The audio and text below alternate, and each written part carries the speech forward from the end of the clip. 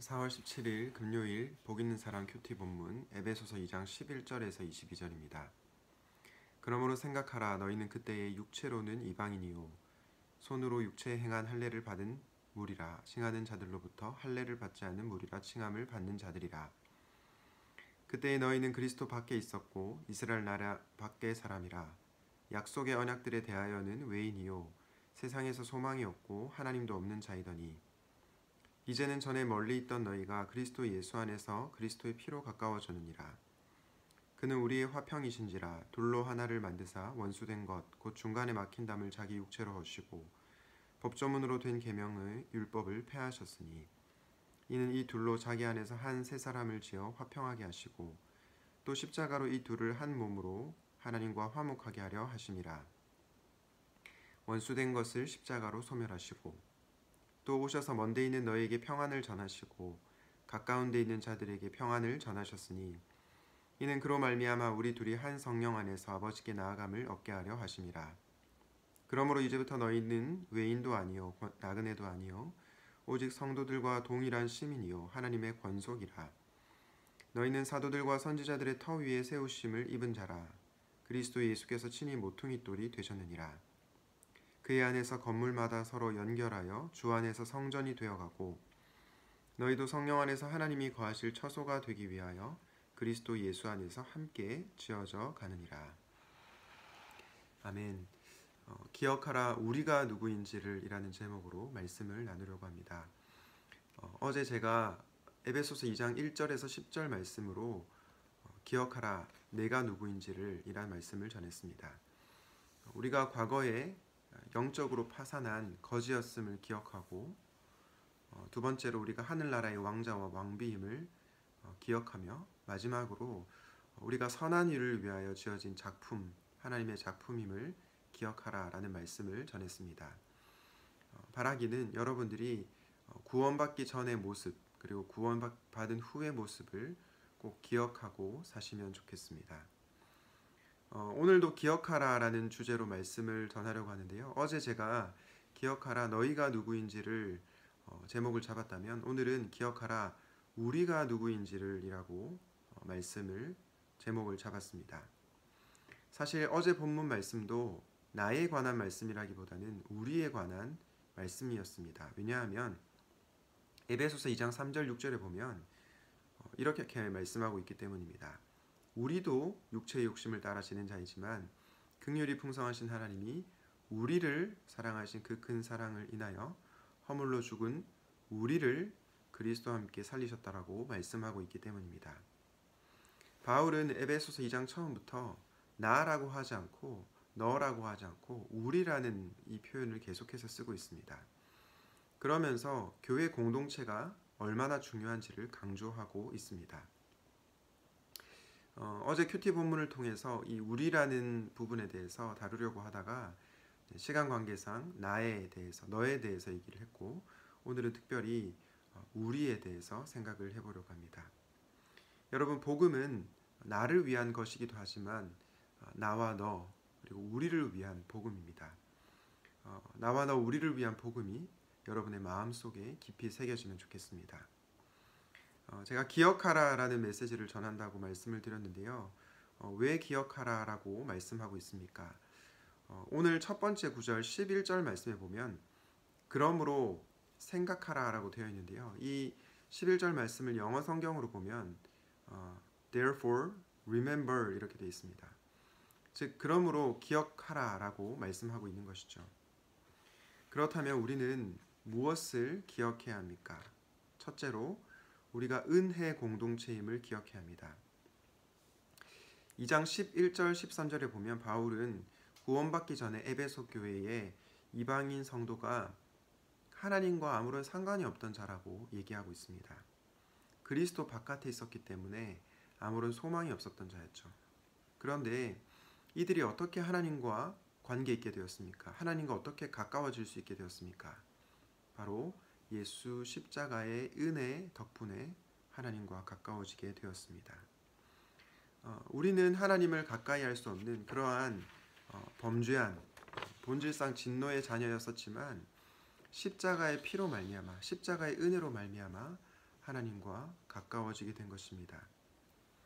저는 교회 공동체의 이 영적 생기가 감돌기 위해서는 무엇보다도 은혜가 필요하다고 믿습니다. 교회에 재정이 많은 것도 중요하고 사람이 있는 것도 중요하고 건물이 있는 것도 중요한데 그 무엇보다 필요한 것은 바로 은혜입니다.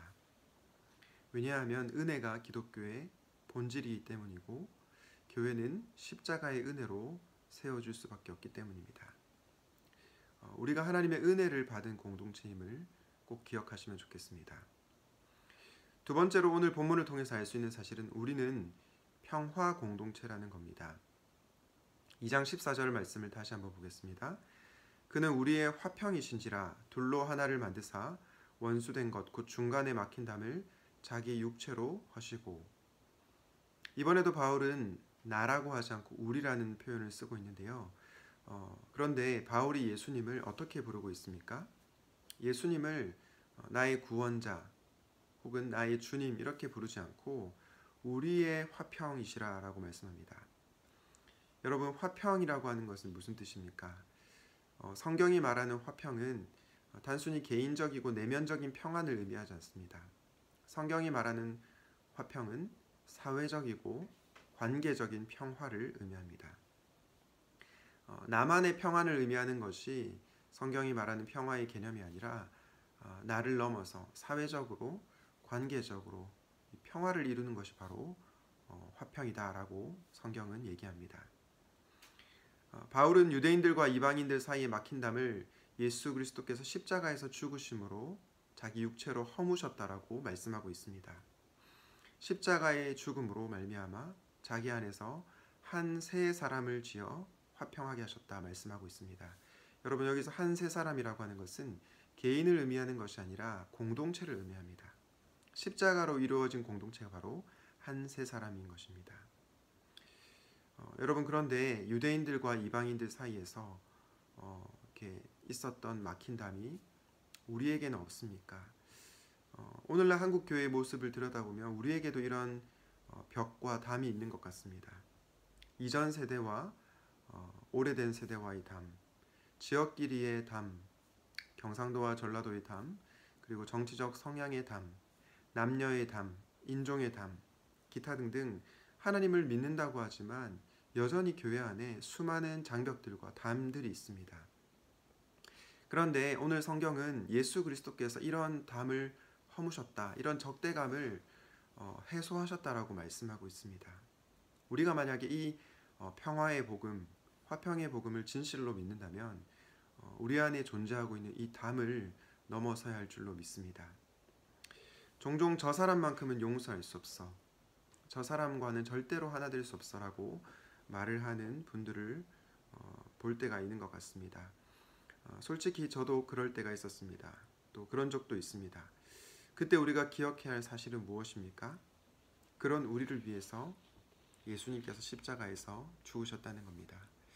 원수까지 사랑하신 예수 그리스도 안에 있을 때 우리에게 있는 적대감이 해소가 되고 또 우리에게 있는 담들을 넘어설 수 있을 거라고 생각합니다. 그럼에도 불구하고 현실에서 나와 다른 존재, 나와 맞지 않는 사람, 특별히 원수 같은 그런 사람을 용납하고 사랑하고 하나됨을 이루는 것은 결코 쉽지가 않습니다. 그럴 때 우리가 기억해야 될 것은 무엇입니까? 우리가 한 아버지를 섬기고 있는 가족이라는 겁니다. 우리가 가족, 공동체라는 것을 기억해야 됩니다. 바울이 18절에서 말하고 있듯이 우리는 한 성령 안에서 아버지께로 나아가는 겁니다.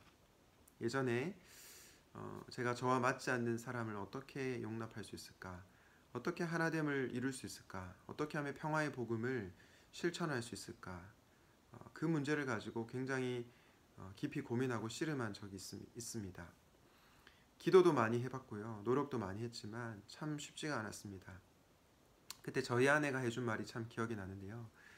저희 아내가 이렇게 얘기했습니다. 주한이 주윤이, 저희 아들과 딸인데요. 주한이 주윤이가 서로 싸우면 여보는 마음이 어때? 물어보는 겁니다. 그래서 제가 너무 기분이 안 좋겠지. 그리고 마음이 굉장히 힘들 것 같다. 이렇게 얘기를 했습니다. 그러자 저희 아내가 여보가 만약에 다른 사람과 그렇게 갈등한다면 여보가 믿는 하나님도 그런 마음을 가질 거라고 그런 얘기를 한 적이 있습니다. 저는 그 얘기를 들으면서 제 자신을 많이 돌아보게 되었습니다. 주 안에서 사랑하는 여러분, 우리는 한 아버지를 믿는 형제와 자매들입니다.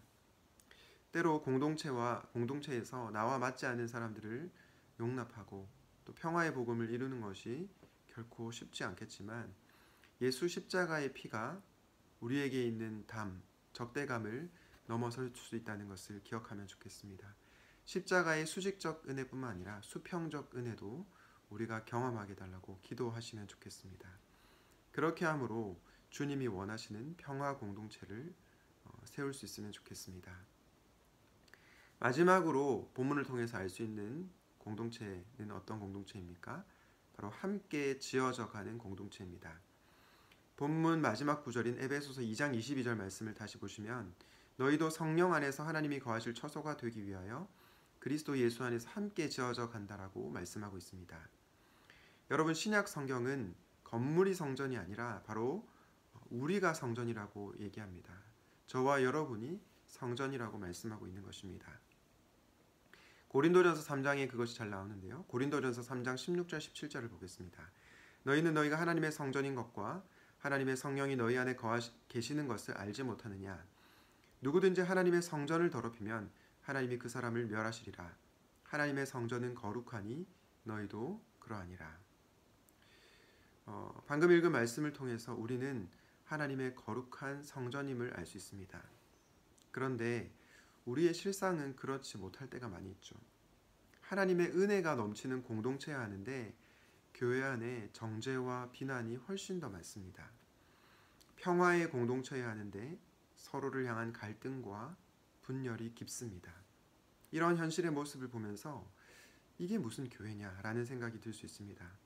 그러나 우리가 이런 상황 가운데서도 이런 현실 가운데서도 붙잡아야 할 것은 우리가 함께 지어져 가는 공동체라는 것입니다. 우리는 여전히 공사 중입니다. 완벽하지 않죠. 하지만 에베소서 2장 22절이 말하고 있듯 우리는 지어진 것이 아니라 지어져 가고 있습니다. 완성되지 않았지만 완성을 향해서 나아가고 있는 것입니다. 그렇기 때문에 우리는 교회에 대한 소망을 잃지 않아야 하는 것입니다. 함께 지어져 가느니라 이 구절을 헬라어 원어로 보게 되면요. 이 구절이 능동형이 아니고 수동형임을 알 수 있습니다. 무슨 뜻입니까? 우리 자신의 힘으로 교회가 세워지는 것이 아니라 성령의 능력으로 그리스도 예수 안에서 세워진다는 것을 알 수 있습니다. 하나님께서 그분의 교회를 세워 가신다는 것입니다. 대학 시절에 신앙생활을 했던 교회에서 이 모임을 다 마치고 나서 모두가 이게 둥글게 서서 손을 마주 잡고 기대라는 찬양을 불렀습니다. 그 찬양의 가사에 보면 이런 가사가 나옵니다.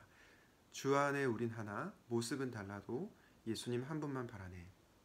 주님 우리를 통해 계획하신 일, 너를 통해 하실 일 기대해. 저는 지금도 이 찬양을 부를 때마다 가슴이 굉장히 뭉클해집니다. 비록 우리는 여전히 공사 중이고 부족하지만 하나님께서 우리를 온전하게 빚어가실 거라는 것을 믿기에 교회를 향한 소망을 포기할 수 없는 것입니다. 주 안에서 사랑하는 여러분, 우리가 누구인지를 기억하십시오. 교회는 은혜의 공동체입니다. 교회는 평화 공동체입니다. 그리고 교회는 함께 지어져 가는 공동체입니다. 기억하라 우리가 누구인지를 이라는 제목으로 말씀을 전했습니다. 하나님께서 우리를 빚어가실 것을 기대하고 주님의 몸된 교회를 우리의 온 마음과 정성을 쏟아서 세워갈 수 있기를 우리 주님의 이름으로 축원드립니다. 기도하겠습니다. 교회의 주인 되신 주님, 오늘 에베소서 2장 11절에서 22절 말씀을 통해 교회가 은혜 공동체이고 평화 공동체이며 함께 지어져 가는 공동체임을 배웠습니다. 하나님, 성경에 나타난 이 말씀을 우리가 이상적으로만 생각하지 않게 하시고 주님 안에서 이 교회가 이 공동체가 세워질 것을 믿고 우리의 삶을 또 교회를 세우는 데 드릴 수 있도록 인도하여 주시옵소서. 우리가 누구인지를 항상 기억하고 살게 하시고 비록 우리가 여전히 은혜보다는 정죄가 그리고 평화보다는 갈등이 넘치는 모습들이 많지만 하나님 안에서 지어져 가는 공동체임을 기억하게 하시고 주님의 몸된 교회를 포기하지 않는 저희 모두가 되게 하여 주시옵소서. 감사드렸고 예수님의 이름으로 기도하였습니다. 아멘.